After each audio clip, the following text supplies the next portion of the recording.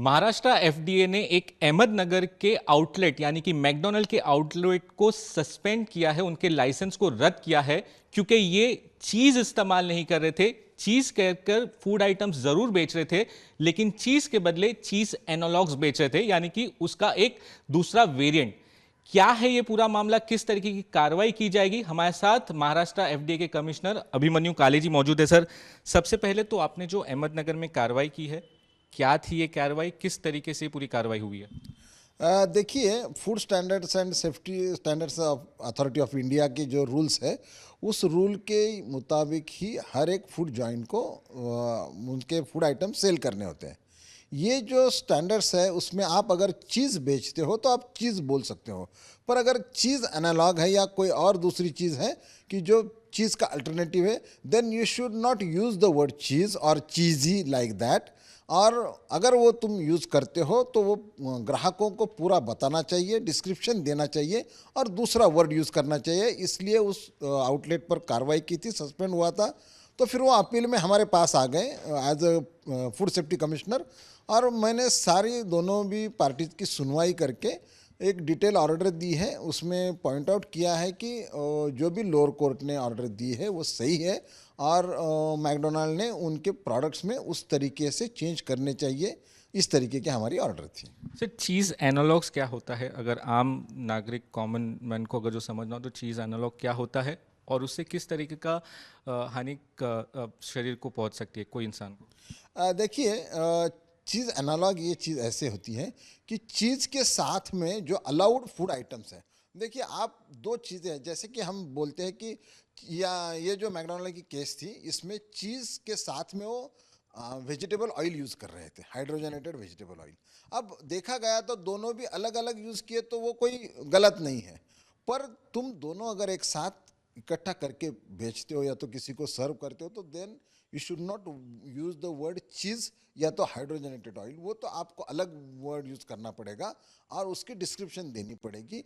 तो जो होता है 100%, उसमें अगर कोई officially allowed food item mix करके आप अगर बनाते हैं तो वो अलाउड है, पर फिर वो ओरिजिनल नहीं होगा, वो चीज़ नहीं होगा, वो पेड़ा नहीं होगा, खवा नहीं होगा, वो अलग चीज़ होगी। लेकिन उससे कुछ हेल्थ प्रॉब्लम्स भी होती है? देखिए, हेल्थ प्रॉब्लम्स अगर जिसको वेजिटेबल ऑयल की तकलीफ है उसको हो सकता है, पर ये नहीं बोल सकते कि इससे ही होता है उससे नहीं होता है, ऐसे नहीं बोल सकते हैं।